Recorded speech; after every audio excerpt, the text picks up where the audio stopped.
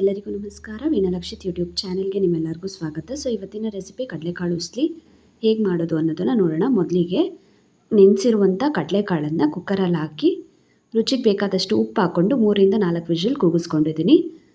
ಅದಾದಮೇಲೆ ಒಂದು ಬಾಣಲಿಯಲ್ಲಿ ಒಂದು 2ರಿಂದ 3 ಸ್ಪೂನಷ್ಟು ಎಣ್ಣೆ ಹಾಕ್ಕೊಂಡು ಎಣ್ಣೆ ಚೆನ್ನಾಗಿ ಬಿಸಿ ಆದಮೇಲೆ ಸಾಸಿವೆ ಮತ್ತು ಜೀರಿಗೆ ಹಾಕ್ಕೊಂಡಿದ್ದೀನಿ.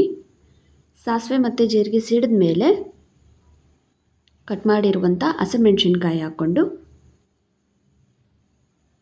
ಫ್ರೈ ಮಾಡ್ಕೋತಾ ಇದ್ದೀನಿ. ಅದಾಗಿದ ತಕ್ಷಣವೇ ಸಣ್ಣದಾಗಿ ಕಟ್ ಮಾಡಿರುವಂಥ ಕರ್ಬೇವಿನ ಸೊಪ್ಪು ಹಾಕ್ಕೊಂಡು ಅದನ್ನು ಬಾಡಿಸ್ಕೊಂಡಿದ್ದೀನಿ. ಆಮೇಲೆ ಸಣ್ಣದಾಗಿ ಕಟ್ ಮಾಡಿರುವಂಥ ಈರುಳ್ಳಿ ಹಾಕ್ಕೊಂಡು ಈರುಳ್ಳಿನ ಚೆನ್ನಾಗಿ ಫ್ರೈ ಮಾಡ್ಕೋಬೇಕು. ಈರುಳ್ಳಿ ಫ್ರೈ ಆದಮೇಲೆ ಬೇಯಿಸಿರುವಂಥ ಕಡಲೆಕಾಳನ್ನು ಹಾಕ್ಕೊಂಡು ಚೆನ್ನಾಗಿ ಮಿಕ್ಸ್ ಮಾಡ್ಕೋತಾ ಇದ್ದೀನಿ. ಮಿಕ್ಸ್ ಮಾಡಿಕೊಂಡು ಫ್ರೈ ಮಾಡ್ಕೋತಾ ಇದ್ದೀನಿ. 1-2 ನಿಮಿಷ ಬಾಡಿಸಾದ್ಮೇಲೆ ತೆಂಗಿನಕಾಯಿ ತುರಿ ಹಾಕೋತಾ ಇದ್ದೀನಿ ಒಂದು ಸ್ವಲ್ಪ.